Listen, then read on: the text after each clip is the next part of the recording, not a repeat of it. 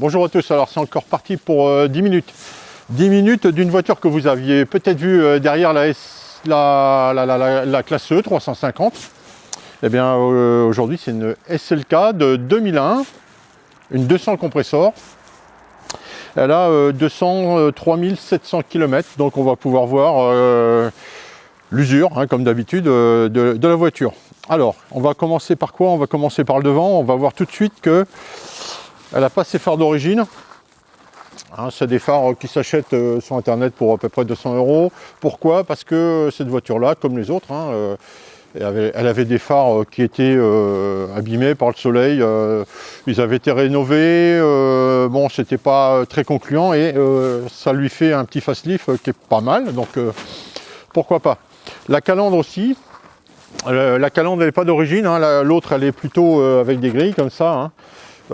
Avec le temps elles ont quand même tendance à se casser, mais naturellement, hein. Vous faites rien, elle se casse toute seule. Elle est de 2001, donc elle a 22 ans, on va pas pleurer, hein. Ça vaut moins de 100 €, c'est très raisonnable. Le cuisson aussi, bon, l'autre il était certainement très usé avec le Karcher, avec je ne sais quoi d'ailleurs, hein, enfin bref, il était usé, il a été changé aussi, comme ceux des roues, on verra tout à l'heure.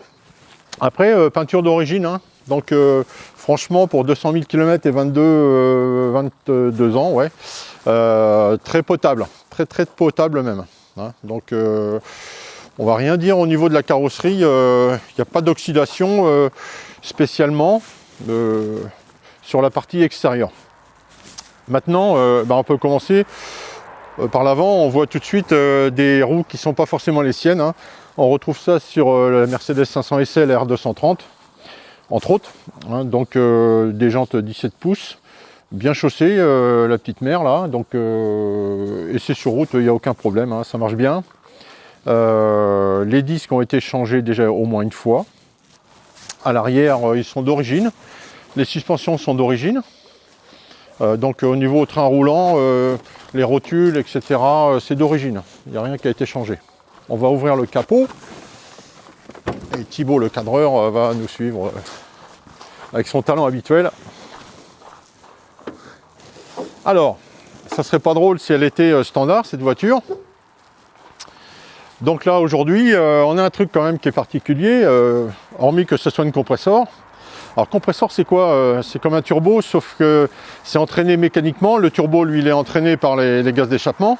Là c'est entraîné par le moteur, un compresseur entraîné par le moteur pour donner un peu plus de mélange air-essence dans le moteur, une plus grosse quantité, avec plus de pression donc, pour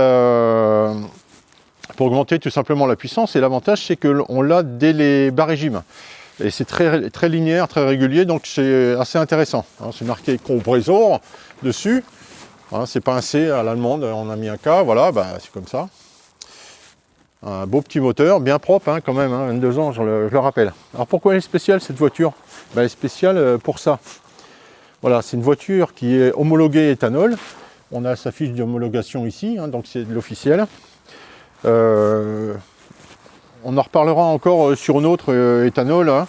On change les bougies, on met des doubles iridium, on change la pompe à essence, le filtre. Et ça marche très bien. L'hiver, vous rajoutez un petit peu de, on va dire 10% d'essence dedans, hein, pour améliorer le démarrage. Et ça ne pose aucun problème. Cette voiture a eu le vase d'expansion changé. Alors c'est un petit peu comme certains, quasiment tous les Porsche Cayenne, ces voitures-là. Le vase d'expansion, encore un problème de qualité de plastique, hein. Il doit s'abîmer avec le temps et pas avec les kilomètres, hein, puisqu'il n'y a pas de frottement, il n'y a rien, et il casse. La batterie a été changée, c'est un peu normal, hein, récemment, mais moi ce que j'ai vu sur cette voiture, c'est qu'en dessous il y avait de l'oxydation. Alors pourquoi de l'oxydation? Parce que les gens ne nettoient pas certainement, il y a des choses qui tombent derrière la batterie, hein, dessous, il y a une plaque, hein, et là on retrouve des feuilles, tout un tas de saloperies qui finit par boucher l'évacuation en eau et vous faire rouiller la plaque sous la batterie. Donc contrôlez cette plaque sous la batterie.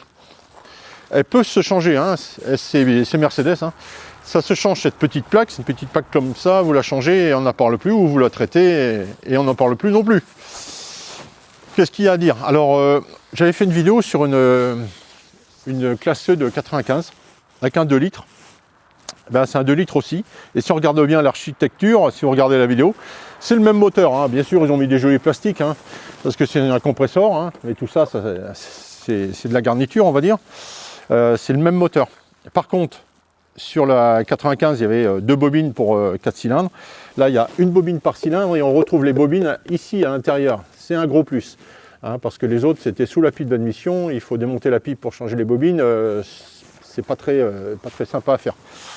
Bref, qu'est-ce qu'on a maintenant? Eh bien, on a un intérieur digne de Mercedes de l'époque, c'est-à-dire avec un beau fauteuil déchiré, comme d'habitude, au même endroit, toujours, voilà. Donc, je dirais c'est sans surprise. Hein. Après, qu'est-ce qu'on peut dire sur ce modèle en particulier? C'est les couleurs.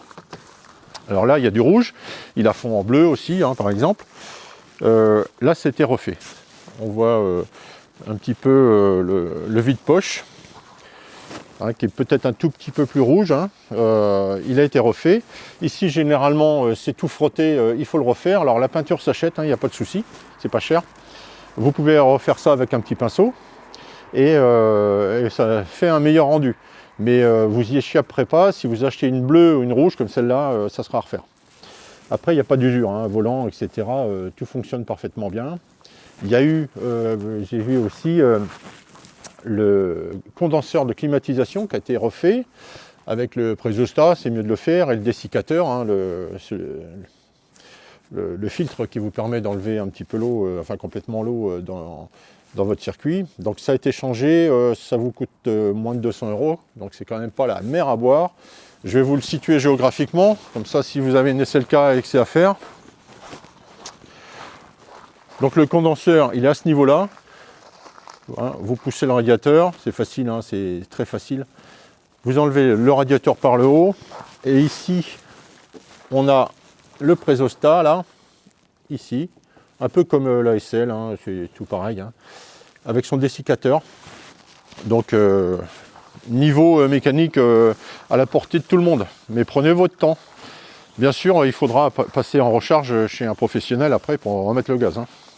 Mais moins de 200 €, donc si vous avez un problème de clim sur cette voiture-là, c'est pas non plus la fin du monde. Alors, bah, l'avantage, c'est que c'est un cabriolet. Donc, cabriolet avec un béquet. Donc, on n'en voit pas beaucoup des comme ça. Voilà ce que ça donne. Je vous le montre parce que...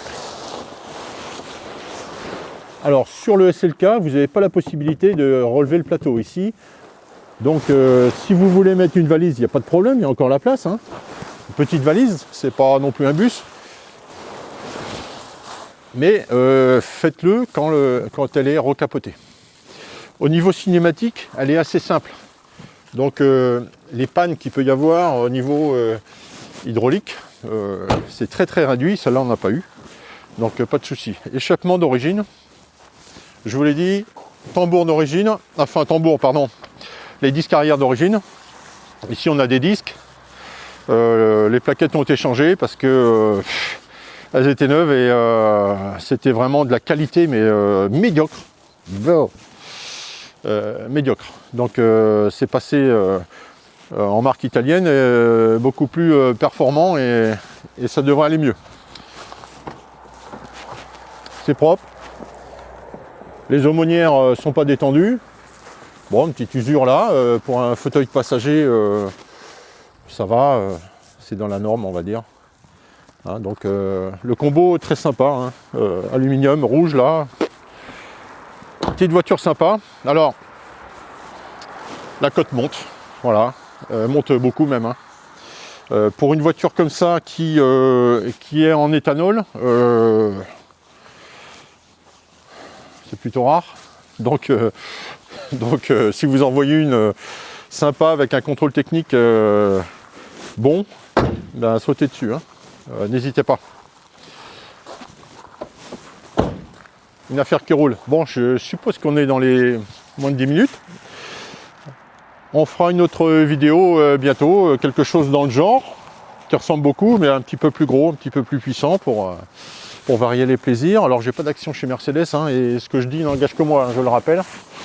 Mais voilà, vous avez devant vous une voiture qui a 22 ans, plus de 200 000 km, et tout va bien pour elle. Allez, à bientôt.